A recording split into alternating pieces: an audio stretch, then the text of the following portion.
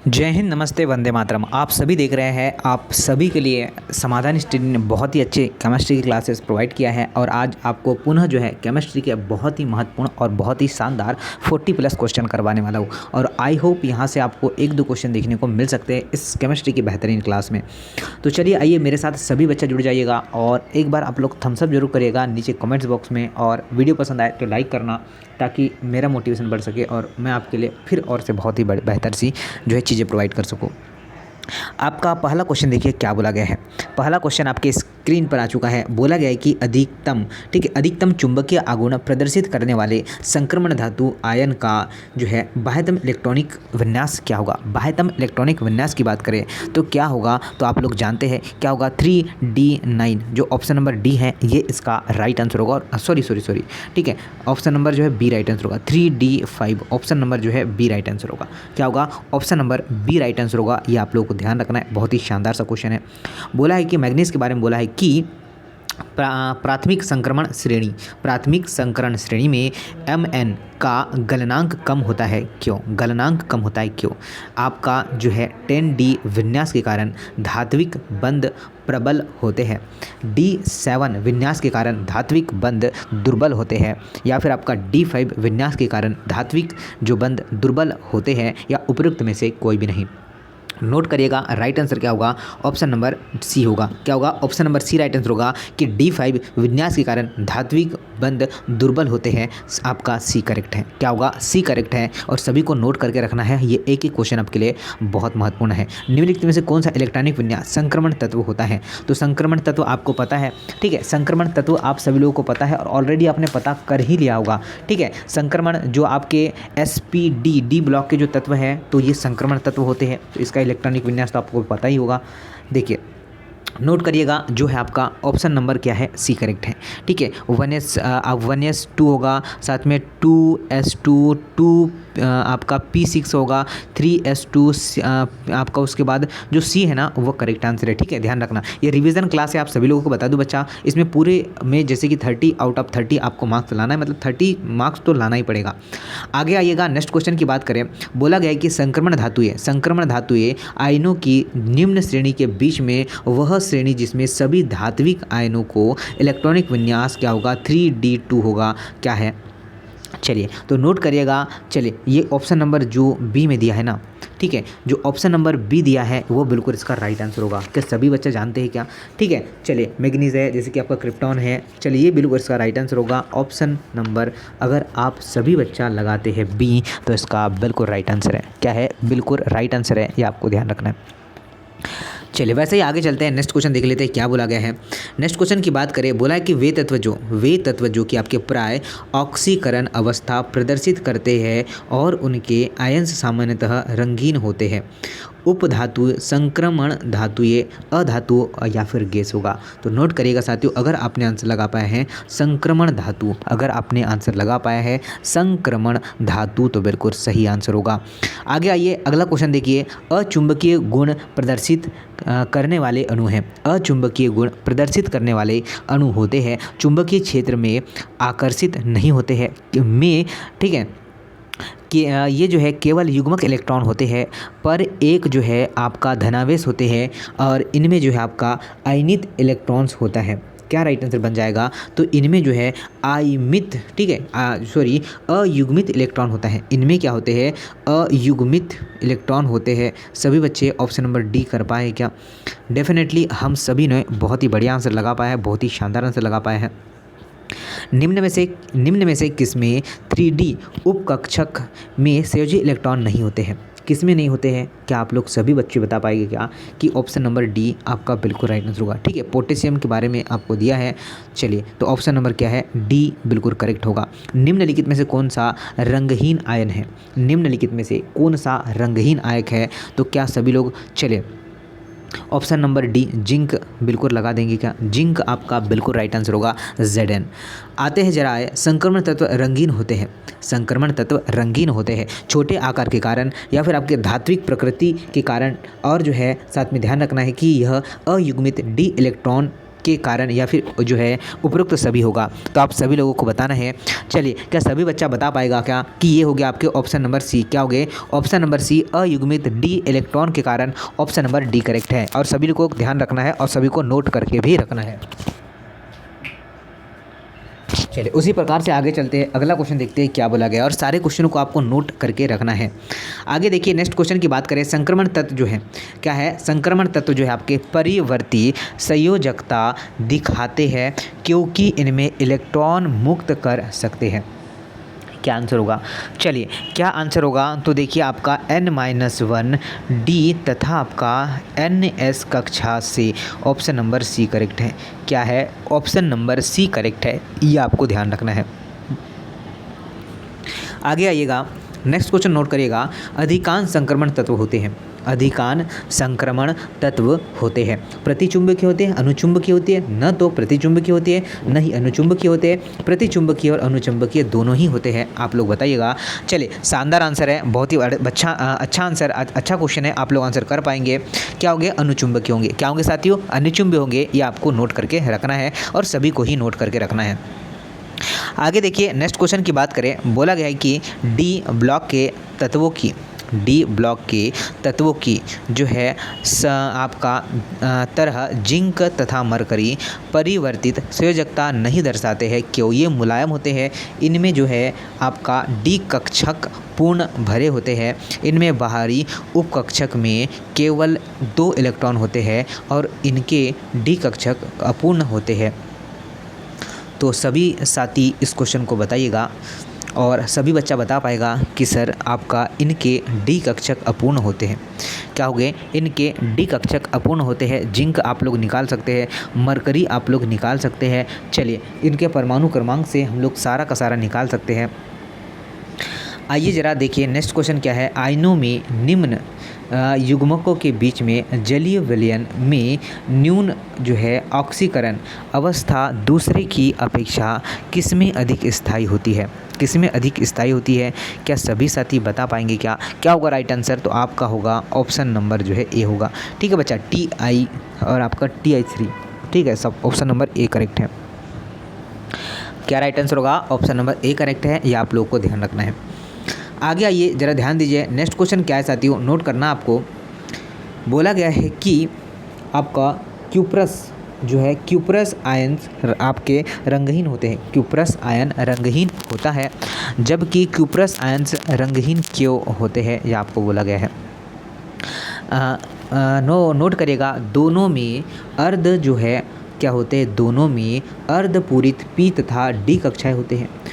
B की बात करें तो आपका क्यूप्रस आयन में अपूर्ण डी कक्षा तथा जो आपका क्यूप्रस आयन में पूर्ण डी कक्षा होती है।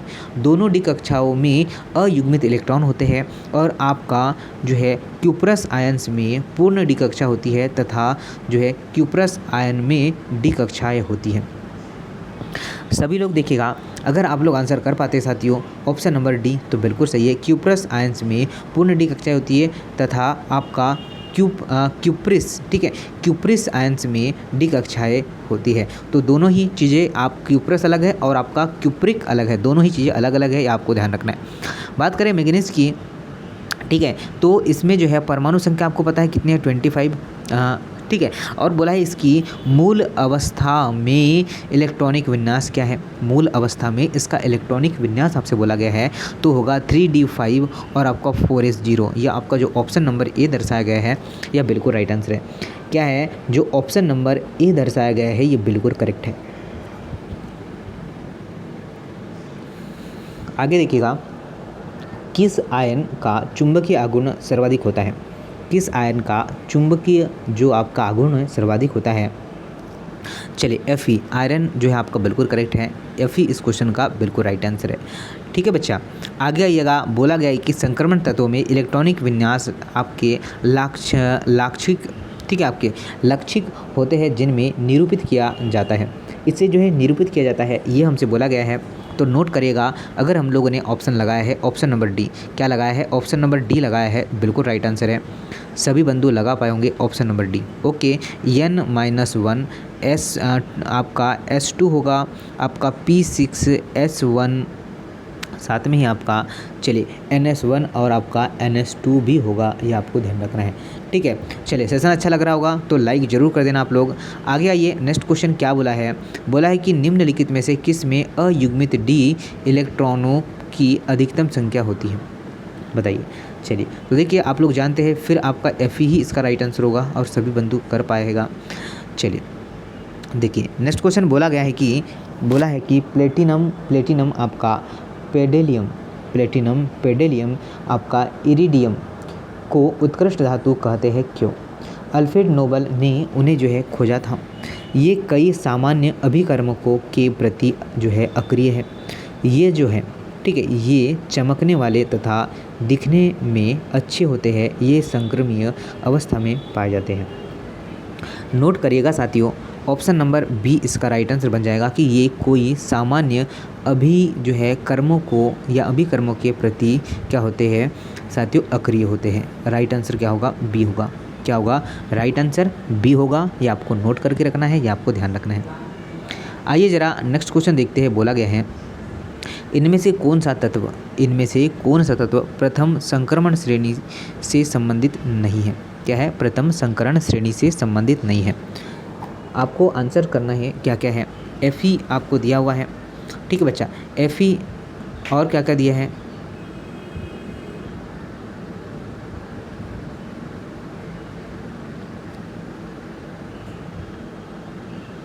देखिए ज़रा नोट करिए सभी बंधु। चलिए तो देखिए, राइट आंसर ही मैं आपको बता दूं, राइट आंसर ही मैं आप सभी को बता दूं, ऑप्शन नंबर ए जी। ठीक है, ए जी इस क्वेश्चन का राइट आंसर होगा। सभी बच्चा कर पाए हैं। नेक्स्ट क्वेश्चन की बात करें, ज़रा ध्यान दीजिएगा, अंतिम में मार्क्स ज़रूर बताइएगा आपने कितने मार्क्स को सही किया है। निम्नलिखित में से जो है कथनों में सही कथन कौन सा है? सही कथन हमें बताना है। तो आयरन जो है आवर्तन तालिका की जो है तीसरी संक्रमण श्रेणी से संबंधित है। आयरन का जो है संबंध आवर्त सारणी में डी ब्लॉक के तत्वों से होता है। आयरन का संबंध आवर्त सारणी के द्वितीय संक्रमण श्रेणी से होता है। चलिए क्या होगा? और आयरन जो होगा, ठीक है, आपका आयरन आवर्त सारणी के कौन सा जी 8 समूह से संबंधित है। ये बिल्कुल सही है, ठीक है ना, ये बिल्कुल सही है sir, option number D. Option number D अगर आप सभी बंधुओं ने लगा पाया है, इसका मतलब आपका सही आंसर है। फेरस आयन में अयुग्मित इलेक्ट्रॉनों की संख्या कितनी होती है? फेरस जो आपका आयन है उसमें अयुग्मित इलेक्ट्रॉनों की संख्या कितनी होती है? 5, 4, 3 या फिर 2 होती है। नोट करिएगा साथियों, होती है कितनी? 4। कितनी होती है? 4 होती है। सभी साथी को नोट करना है, सभी ने नोट कर ही पाया होगा। आगे आइएगा, बोला है कि संक्रमण तत्वों के लिए कौन सा सही है? संक्रमण तत्वों के लिए कौन सा सही है? ये प्रतिचुंबकीय जो है दिखते हैं, ये अक्रिय युग्मक या आपका अक्रिय युग्म प्रभाव प्रदर्शित करते हैं, ये मिश्र धातुएं नहीं बनाते हैं, ये परिवर्तित जो है ऑक्सीकरण अवस्थाएं प्रदर्शित करते हैं। क्या आंसर होगा? तो नोट करिएगा, राइट आंसर बन जाएगा आपका ऑप्शन नंबर डी। क्या बन जाएगा? Right answer option number D, ये परिवर्तित ऑक्सीकरण अवस्थाएं प्रदर्शित करते हैं। ऑप्शन नंबर डी करेक्ट है। आइए जरा आगे अगला क्वेश्चन नोट करेगा, निम्नलिखित में से किस प्रकार के, ठीक है, Fe जैसे कि आपका आयरन, कोबाल्ट, निकिल का जो है उत्प्रेरक गुण उच्च होता है। तो ये आपका क्रोमियम है ना, जो आप लोग नाइक्रोम बोलते हैं ना, निकिल, क्रोमियम, ये सब इसमें होता है। तो देखिएगा, कार्बनिक यौगिक ऑक्सीकरण या फिर आपका हाइड्रोजनीकरण या फिर होगा आपका हाइड्रोजन के यौगिक। तो सभी बच्चा नोट करिएगा क्या आंसर आप लोग का होगा। Right answer option number C होगा, ये आप लोग को ध्यान रखना है। क्या होगा? Right answer option number C होगा, हाइड्रोजनीकरण। ऑप्शन नंबर सी करेक्ट है। आइए आगे नेक्स्ट क्वेश्चन देखिए, निम्नलिखित में से किस आयन का चुंबकीय आघूर्ण न्यूनतम है? किस आयन का चुंबकीय आघूर्ण न्यूनतम है? तो आपको पता है Cu इसका बिल्कुल राइट आंसर होगा। ठीक है, चलिए Cu कॉपर इस क्वेश्चन का बिल्कुल राइट आंसर है। सभी साथी कर पाए होंगे और सभी बच्चे बिल्कुल करेक्ट हैं। नेक्स्ट क्वेश्चन की बात करें सर, बोला गया है कि निम्न में से इस्पात संयंत्र एवं आयन की कौन सी संस्था आपको प्रारंभ में चारकोल को शक्ति के स्रोत की तरह उपयोग करती है, किंतु बाद में हाइड्रोजन में विद्युत परिवर्तित हो जाती है। तो क्या आंसर होगा इस क्वेश्चन का? सभी का बिल्कुल करेक्ट आंसर आना चाहिए। तो नोट करेगा Tata iron steel company, option number A. ठीक है बच्चा, क्या होगा? ऑप्शन नंबर ए आप लोग सभी लोग सही कर लीजिएगा। नेक्स्ट क्वेश्चन की बात करें, जिंक, कैडमियम तथा मरकरी निम्न में से कौन से तत्वों का गुण दर्शाते हैं? कौन कौन से? जिंक, कैडमियम, मरकरी निम्नलिखित में से किसका गुण दर्शाते हैं? आपका प्रारूपी तत्व, सामान्य तत्व, संक्रमण तत्व या फिर दुर्बल तत्व? क्या आंसर होगा? सभी लोग नोट करिएगा। अगर हमने आंसर लगाया सी, ठीक है बच्चा, अगर हमने आंसर लगाया सी संक्रमण तत्व, ये बिल्कुल, तो ये होता है यस, ये होता है पी, ये होता है डी और ये होता है एफ। आप लोग जानते हैं yes P D F, yes P D F ये होता है, तो ये संक्रमण तत्व होते हैं। ठीक है, ये रेडियो एक्टिव तत्व होते हैं। चलिए, ये आपके क्षारीय होते हैं, इधर आपकी अक्रिय गैस होती है, ये आप सभी लोगों को पता है। आगे ये नोट करना। नेक्स्ट क्वेश्चन बोला गया है कि निम्न में से कौन सा कथन गलत है? निम्नलिखित में से कौन सा कथन गलत है? धातुओं अपने संयोजी इलेक्ट्रॉन का योगदान इलेक्ट्रॉन के कॉमन सी को दर्शाती है। धातु की उपसंयोजकता संख्या उच्च होती है। धातु की बंद आपका संकुलित संरचना होती है और धातु की जो है चालक ऊर्जा अधिक होती है। नोट करिएगा साथियों, अगर आप लोग आंसर कर पाते हैं ऑप्शन नंबर ए कि धातु अपनी संयोजी इलेक्ट्रॉन का योगदान इलेक्ट्रॉनों की जो है कॉमन सी को दर्शाता है, तो बिल्कुल करेक्ट है। क्या है? ए करेक्ट है। आगे ये बोला क्या गया है? नेक्स्ट क्वेश्चन की बात करें, आपका 3D तत्व परिवर्तित ऑक्सीकरण अवस्था दर्शाते हैं और आपका Mn क्या है? Mn का जो है द्रव कौन सी अधिकतम ऑक्सीकरण अवस्था जो है क्या है अवस्था दर्शाई जाती है? सभी लोग बताइए। चलिए, सभी बंधुओं बताइएगा राइट आंसर क्या होगा और सभी बच्चा बिल्कुल कर पाएगा। राइट आंसर क्या बनेगा? ऑप्शन नंबर डी बनेगा, 7। ठीक है, चलिए 7 बनेगा, पहले आएगा 2। ठीक है, चलिए फिर आप लोग अधिकतम ऑक्सीकरण अवस्था दर्शाई जाती है, मतलब 7 बिल्कुल करेक्ट है। आगे निम्नलिखित में से अम्लीय नहीं, मतलब अम्ल नहीं बनाता है, तो कौन जो है अम्ल नहीं बनाता है? तो आपका आयरन जो है अम्ल नहीं बनाता है, आपका लोहा जो है आयरन अम्लगम नहीं बनाता है। कौन सा तत्व सर्वाधिक जो है ऑक्साइड देता है? कौन सा तत्व सर्वाधिक ऑक्साइड देता है? तो नोट करिएगा, आपका जो है Mn क्या करता है? जो आपका मैग्नीज है यह जो है क्या है आपका साथियों ऑक्साइड नहीं देता है, ऑक्साइड देता है। निम्नलिखित में से निम्नलिखित जो है किस पदार्थ का उपयोग कैंसर चिकित्सा में होता है? कैंसर चिकित्सा में किसका उपयोग होता है ये हमसे बोला गया है, तो नोट करेगा कोबाल्ट। सर जी किसका? कोबाल्ट। आप लोग आंसर कर सकते, ऑप्शन नंबर डी। नेक्स्ट है आपका द्वितीयक संक्रमण श्रेणी के सामान्य इलेक्ट्रॉनिक विन्यास क्या है? द्वितीयक की बात करें, किसकी? सेकेंडरी संक्रमण की बात कर रहे हैं, तो आप लोग ध्यान दीजिएगा, आपका KR जो होगा 4D, साथ में आपका 5S, तो जो ऑप्शन नंबर डी है, ऑप्शन नंबर सी है, ये बिल्कुल करेक्ट आंसर है। क्या होगा? ऑप्शन नंबर सी बिल्कुल करेक्ट आंसर है और सभी ने नोट कर लिया होगा। चलिए, क्रिप्टॉन की बात कर रहे हैं यहाँ पर कि यह जो है आपका आयनन के संयोजी कोष में इलेक्ट्रॉन विन्यास क्या होगा? तो इसका इलेक्ट्रॉनिक विन्यास ही आप लोगों से बोला गया है। तो जो आपका फर्स्ट ऑप्शन है ना 4S जो है 0 और 3D4, यही इसका राइट आंसर बन जाएगा। ऑप्शन नंबर ए इसका बिल्कुल राइट आंसर है। आगे बोला है कि क्रिप्टॉन आयंस के संयोजी कोष में इलेक्ट्रॉन, तो ये क्वेश्चन तो अभी करवा दिए ना। निम्नलिखित में से किस आयंस में आपका संयुग्मित इलेक्ट्रॉनों की संख्या अधिकतम होती है? तो ये भी क्वेश्चन इजी है। क्या होगा आपका? Fe। ये आयरन ही बहुत जगह टकरा रहा है भाई साहब आप लोगों को। आगे देखिए, बोला है कि जो है आयरन किसकी क्रिया द्वारा निष्क्रिय हो जाता है? आयरन किसी क्रिया द्वारा निष्क्रिय हो जाता है, तो नोट करिएगा सांद्र HNO3। क्या होगा? सांद्र HNO3। Option number D correct है। क्या है? ऑप्शन नंबर डी करेक्ट है और सभी बिल्कुल सही आंसर कर लेंगे। आगे बोलिएगा, बोला गया है कि कॉम्प्लेक्स, ठीक है, कॉम्प्लेक्स मतलब कोबाल्ट है और यहाँ पर दिया है क्लोरीन दिया हुआ है, इसका IUPAC नाम आपको बोला है। ठीक है, यहाँ पर CONO2 और साथ में आपका NH3 और F5, तो इसमें बोला है इसका नाम बताइए आप लोग, सामान्यतः इसका नाम कौन सा होगा? तो नोट करिएगा पेंटेएमीन नाइट्रेट एन कोबाल्ट 3 क्लोराइड इस क्वेश्चन का राइट आंसर होगा। चलिए, बस आपको देखकर इसकी पहचान करना था क्या नाम आंसर होगा, तो ऑप्शन नंबर डी होगा। यहाँ पर और क्वेश्चन बोला है कि FeCO5 में आयनन जो है FeC में उपस्थित होगा। क्या आंसर होगा? तो नोट करेगा, दोनों ही आपके सिग्मा और पाई बंध क्या होंगे? स्वभाव।